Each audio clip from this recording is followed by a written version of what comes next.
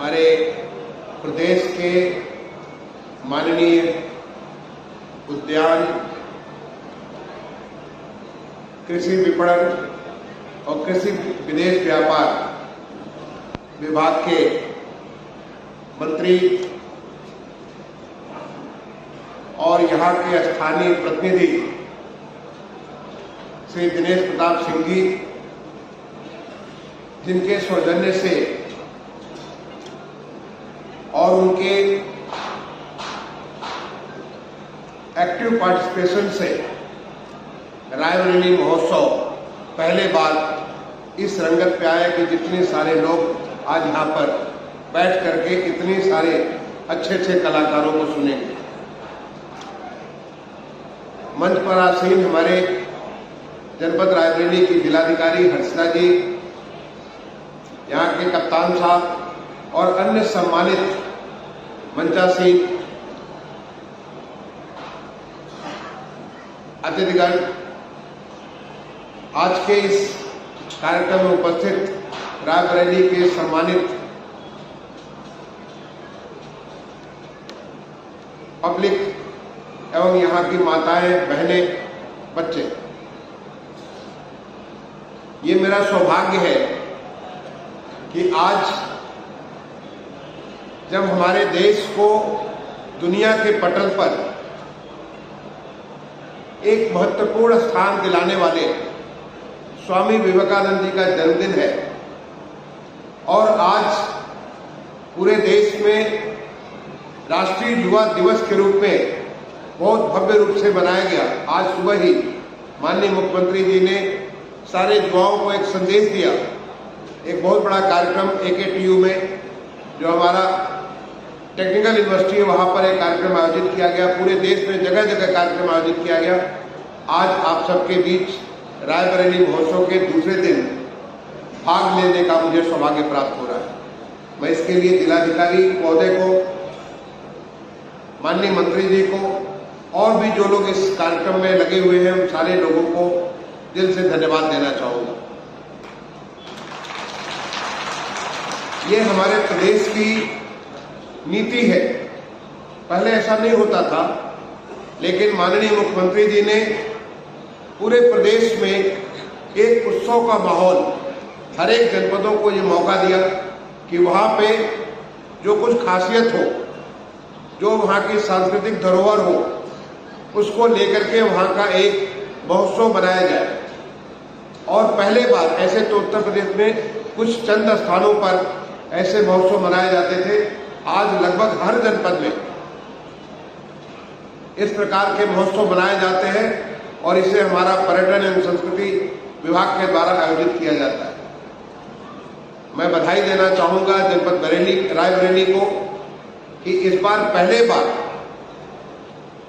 आपका ये रायबरेली महोत्सव का आयोजन किया जा रहा है। और जैसा कि माननीय मंत्री जी ने कहा, अब एक ये प्रथा बन जानी चाहिए कि हर साल जनपद का जो स्थापना दिवस है उसको लेकर के महोत्सव हर साल मनाया जाना चाहिए। ये मौका होता है जब हमारी युवा प्रतिभाएं, जिनमें तमाम किस्म के कौशल, चाहे वो खेल से संबंधित हो, सांस्कृतिक संबंधित हो या अन्य जिस प्रकार की उनकी जो प्रतिभाएं हैं, वो प्रतिभाएं लोगों के सामने आए और लोग देख करके अपने बच्चों को निहारें, उन बच्चों को उनका एप्रिसिएशन करें, जिससे कि वो और आगे बढ़ सके। ये ऐसा मौका होता है जबकि देश के बड़े कलाकार भी आपके सामने आते हैं और वो आपको न केवल एक अपनी सांस्कृतिक कला से आपको लाभान्वित करते हैं, बल्कि जो हमारे उभरते हुए कलाकार हैं, उन लोगों के लिए एक मॉडल तैयार करके उनको आदर्श देते हैं कि वो भी ऐसा कुछ बन सकते हैं। जैसे कि आज आप यहाँ पर थोड़े देर में ऐसे कलाकार को आप देखेंगे, या कल आपने ऐसा देखा होगा, कल फिर एक नए बहुत बड़े बड़े कलाकार को आप देखेंगे और उससे इस जनपद में नई नई प्रतिभाएं उभरेंगी। मुझे बड़ी खुशी हुई कि माननीय मंत्री जी ने बच्चों के लिए उनका कैरियर काउंसलिंग के लिए एक नई पुस्तक का शुरुआत किया। अभी मैं देख नहीं पाया, समय नहीं था, लेकिन निश्चित तौर पे ऐसे स्थान से जो कि रायबरेली एक राजधानी से दूर का जनपद है, वहां से बच्चों को क्या क्या आने वाले समय में उनको नई अपॉर्चुनिटीज मिल सकते हैं, नए अवसर मिल सकते हैं, उसके बारे में उन्हें ज्ञान होगा, अभिभावकों को ज्ञान होगा, स्कूलों को ज्ञान होगा और उससे वो नए रास्ते पे उनकी जैसी प्रतिभा हो अपनी प्रतिभा के मुताबिक वो आगे जा सकते हैं। आज हमारा देश जिस तेजी से बदल रहा है, जिस प्रकार से माननीय प्रधानमंत्री जी ने एक विकसित भारत का संकल्प लेकर के आज हमारे देश को, हर कोई को विकास के साथ जोड़ते हुए एक हमें स्वप्न दिया है कि हम अपने देश को, जब देश की आजादी का 100वां साल हम 2047 मना रहे होंगे तो हम एक विकसित राष्ट्र होंगे। हमारा स्थान वही होगा जो दुनिया के ऐसे विकसित राष्ट्र जैसे अमेरिका है, जर्मनी है, इंग्लैंड है, ऑस्ट्रेलिया है, न्यूजीलैंड है, ऐसे देशों की श्रेणी में हमारा देश उनके भी आगे कहीं खड़ा होगा। और आज जिस प्रकार से देश में तमाम किस्म के विकास हो रहे हैं, तमाम किस्म के परिवर्तन हो रहे हैं, उन परिवर्तनों को देखते हुए हम सबको यह आभास हो रहा है कि हमें 2047 नहीं, हम उसके बहुत पहले ही इस लक्ष्य को प्राप्त कर लेंगे। इस लक्ष्य में एक तरफ हर कोई को जुटना है, हर कोई को इंक्लूसिव डेवलपमेंट, हर कोई को इसमें अपने को जोड़ना है। जैसा कि जो माननीय मंत्री जी ने पुस्तक बनाई कि आपको जो प्रतिभा है जहां पहुंचे आप वहीं पे अच्छा से अच्छा करें, तो इससे जब सब कोई उसके साथ जुड़ेगा तो निश्चित तौर पे देश हमारा बहुत तेजी से आगे बढ़ेगा। जो खिलाड़ी है वो खेल के मैदान में अच्छा काम करेगा और आप देखिए कि कैसे हमारा जो खेल के जो दुनिया लेवल के विश्व पटल पे जिस प्रकार की प्रतियोगिताएं होती थी, कहाँ आप सोचते थे कि शायद हमें एक ब्रॉन्ज मेडल मिल जाए, एक भी मेडल मिल जाए, आज हमें वो नंबर 50 और 100 में होता है। अभी हाल में एशियन गेम्स हुआ था तो वहां पे चाहे वो एशियन गेम्स हो या पैरा एशियन गेम्स हो, दोनों में हमें 100 से ज्यादा मेडल प्राप्त हुए थे। कॉमनवेल्थ गेम्स होता है वहां भी हमें 100 के हिसाब से मेडल्स मिलते हैं। ओलंपिक्स होता है वहां भी हमें बहुत सारे मेडल्स मिलते हैं और आने वाले समय में और ज्यादा हमारा मेडल की संख्या बढ़ती चली जाती है। इसी प्रकार से जिस किसी क्षेत्र को लीजिए, हर क्षेत्र में आज हिंदुस्तान एक एस्पिरेशनल, एक नई आकांक्षाओं को लेकर के आगे बढ़ रहा है। तो ऐसे में हम सबकी जिम्मेदारी बनती है कि हम क्या कुछ करें जिससे कि हम अपने देश के इस बढ़ते हुए, तेजी से बढ़ते हुए देश में हम भी उसके कदम से कदम मिलाकर के आगे बढ़े। इसके लिए रायबरेली में, आप यहाँ पे रायबरेली में क्या कर सकते हैं कि जिससे हमारा देश जब विकसित होगा तो रायबरेली भी विकसित होगा, यहाँ के हर नागरिक विकसित होंगे, हर गांव यहाँ का विकसित होगा, यहाँ के जो हर कस्बे हैं शहर है वो विकसित होगा। मैं पूछ रहा था आपके कलेक्टर साहब से कि जो आपके यहाँ पे जितने कस्बे हैं, क्या वो सारे कस्बों में स्वच्छ भारत मिशन का असर कैसा है? उन्होंने बताया कि सभी जगह काफी कुछ सफाई हो रखी है और इसमें लोगों का काफी ज्यादा योगदान है। अभी कल ही माननीय राष्ट्रपति महोदया ने स्वच्छ सर्वेक्षण 2023 के रिजल्ट डिक्लेयर किए और तमाम लोगों को पुरस्कृत किया। उसमें हमारे प्रदेश ने बहुत अच्छा किया। हमारे 2 शहर बनारस, काशी और प्रयागराज, इन 2 शहरों को नेशनल लेवल का पुरस्कार मिला, हमारे कुछ शहरों को जोनल पुरस्कार मिला, राज्य लेवल के पुरस्कार प्राप्त हुए। ऐसे में हम भी देखें कि हम कैसे अपने रायबरेली का जो नगर पालिका है, यहाँ की जो अन्य नगर पालिका टाउन एरिया है, उसको हम इसके ऊपर कैसे आगे से आगे बढ़ा सकते हैं। और वो आप कर सकते हैं कि नागरिक जिस दिन ये सोच ले कि हमें अपने शहर को साफ रखना, तो वो निश्चित तौर पे शहर हमारा साफ हो जाएगा। अभी हाल में माननीय मुख्यमंत्री जी ने अभी जो 22 तारीख को अयोध्या में एक पूरे सहस्त्राब्दी की एक बहुत बड़ी आयोजन होने जा रहा है, जिसमें प्रभु श्री राम अपने श्री राम जन्मभूमि के मंदिर में उनकी प्राण प्रतिष्ठा होगी। माननीय मुख्यमंत्री जी ने घोषित किया कि 22 तारीख को एक सार्वजनिक अवकाश होगा जिससे लोग इसको देख सकेंगे, सीधे सीधे देख सकेंगे।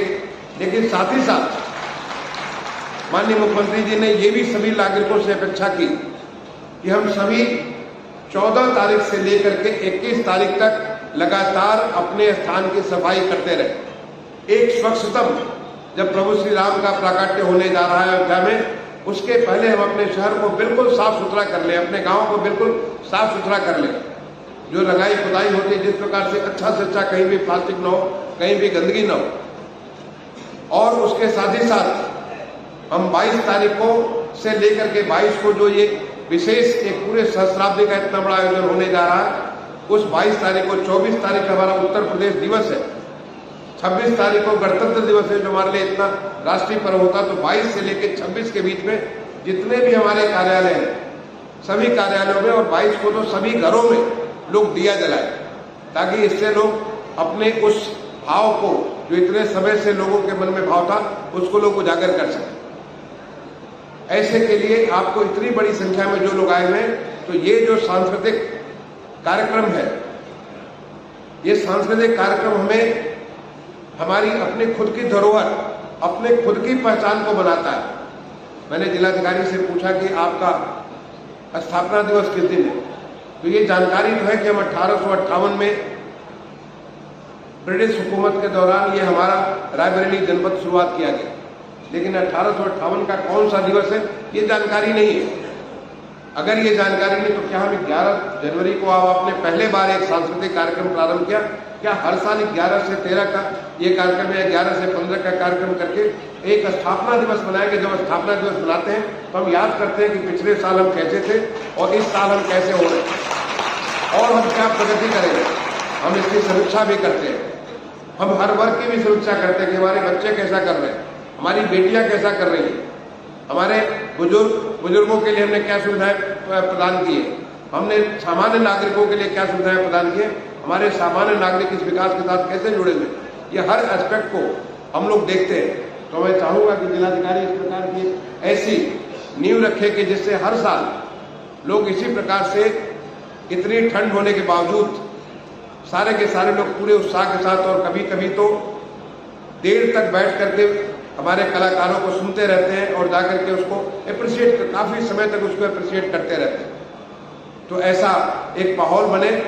मुझे ख्याल है जब हम छोटे बच्चे हुआ करते थे, हमारे पिताजी बलिया में थे, तो ददरी का मेला भी ऐसे कुछ जाड़े में लगा करता था। हम लोग जाते थे ददरी के मेला में, श्याम नारायण पांडे से लेकर तमाम सारे कभी आते थे, कभी सम्मेलन होता था, और हम लोग देर रात तक उनको सारा का सारा सुना करते थे। और इतना उत्साह होता था कि उसमें जाड़ा भूल करके हम सारे के सारे उस कवि सम्मेलन में एक भाव विभोर हो जाते थे। तो ऐसा जो एक माहौल मिलता है लोगों को, मैं इस ऐसे माहौल देने के लिए जनपद प्रशासन को, हमारे माननीय मंत्री जी को, यहाँ के जितने माननीय जनप्रतिनिधि हैं जिन्होंने इस प्रकार का आयोजन किया, उन सारे के सारे लोगों को मैं अपने तरफ से साधुवाद देना चाहूंगा, अपने तरफ से बधाई देना चाहूंगा।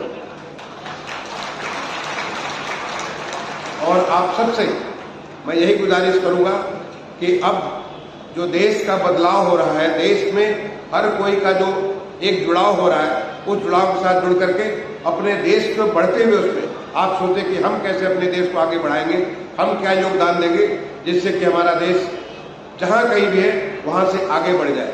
और जो माननीय प्रधानमंत्री जी की जो अपेक्षा है, जो उनका संकल्प है, उस संकल्प को पूरा करें। साथ ही साथ इस संकल्प के साथ जुड़ करके हमारे माननीय मुख्यमंत्री जी ने एक नया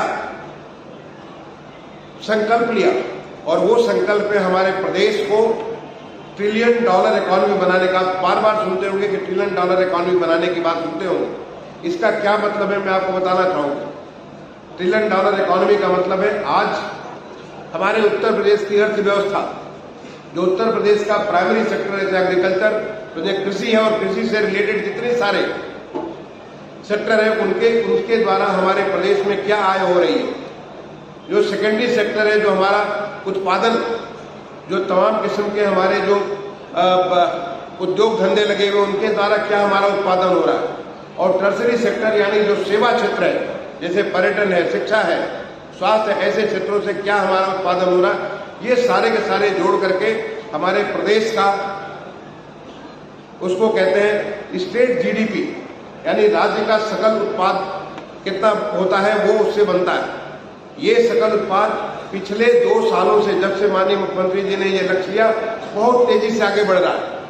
पिछले साल हमारा जो उत्तर प्रदेश की अर्थव्यवस्था थी उसकी वृद्धि 19% वृद्धि हुई, और आने वाले समय में इसे 20% से भी ज्यादा तेजी से वृद्धि करना है। तो जाकर के आज जो हमारे उत्तर प्रदेश की अर्थव्यवस्था लगभग 24 लाख करोड़ की हो चुकी है। इसे हमें 80 लाख करोड़ ले जाना है आने वाले 4-5 सालों के बीच, और ये बिल्कुल संभव है। और संभव तब है जब हर कोई, हर वर्ग, किसान अपनी खेती के ऊपर ध्यान दे और किसान का हमारा अधिक से अधिक उपज हो, किसानों की आय हमारी बढ़े, जो हमारे कल कारखानों में लोग लगे हैं उसकी उत्पादकता बढ़े और नए नए कल कारखाने लगे। आप देखिए कि उत्तर प्रदेश में जब यहाँ पे ग्लोबल इन्वेस्टर समिट हुई तो लगभग 40 लाख करोड़ रुपए के निवेश का यहाँ पे लोगों ने MOU साइन किया, और ये 40 लाख करोड़ जिस दिन यहाँ पे हमारे प्रदेश में लग जाएगा, बहुत तेजी से इस पे काम चल रहा है। जब लगेगा तो आप सोचिए कि जब हमारे प्रदेश की इनकम बढ़ेगी तो किसकी इनकम बढ़ेगी? हम लोगों की इनकम बढ़ेगी, हमारे सामान्य नागरिकों की इनकम बढ़ेगी, उनके जीवन का स्तर उससे सुधरेगा, उनके बच्चों के लिए जो पढ़ाई होगी उसमें बेहतरी होगी, स्वास्थ्य में बेहतरी होगी, उनके मनोरंजन में बेहतरी होगी, हर तरीके से उनकी बेहतरी होगी। तो ये हमारा जो एक लक्ष्य है, माननीय मुख्यमंत्री जी ने $1 ट्रिलियन इकोनॉमी का लिया, ये पूरे प्रदेश के हर वर्ग को आगे बढ़ाने का लक्ष्य है और उस पर प्रदेश सरकार बहुत तेजी से काम कर रही है। उसके बारे में भी मैं चाहूंगा कि आप लोग जब कभी ऐसे चर्चा करें तो चर्चा करते समय इस बात को देखें कि हम उसमें क्या योगदान दे सकते हैं। जब हमारा प्रदेश बढ़ेगा तो हम तो बहुत आगे बढ़ेंगे, लेकिन उसको बढ़ाने में हमारा क्या योगदान हुआ, ये हमें सोचने की बात है। और ऐसे जो मंच होते हैं, इन मंचों पे हमें ये मौका मिलता है कि हम इस प्रकार की चर्चा कर सकते हैं, अपने स्कूलों में हम इस प्रकार की चर्चा कर सकते हैं। तो मैं आप सारे लोगों को अपनी तरफ से बहुत बहुत शुभकामनाएं दूंगा। नए साल में भी मेरी पहली बार आपसे मुलाकात हो रही है, तो नए साल की बहुत बहुत शुभकामनाएं। अभी आने वाले समय में मकर संक्रांति का एक बहुत बड़ा त्यौहार आने वाला है, मकर संक्रांति की भी आपको बहुत बहुत शुभकामनाएं, क्योंकि खिचड़ी और मकर संक्रांति हमारा बहुत बड़ा पर्व होता है। और साथ ही साथ आपको ये 3 दिन का जो महोत्सव, आप इसका पूरा आनंद लें और इसको आप पूरे साल भर याद करें, जिससे साल भर के बाद जब दोबारा आए तो फिर आप सोचे कि देखिए अब हमने नया, पिछले बार के बाद एक नया चीज हमने शुरुआत किया। इस शुभकामना के साथ और एक बार दोबारा अपने जिलाधिकारी को, माननीय मंत्री जी को और जो तमाम सारे गणमान्य अतिथि यहाँ पे मंच पर आसीन है, आप सबका अभिनंदन करते हुए अपनी वाणी को विराम देता हूँ। धन्यवाद। जय हिंद।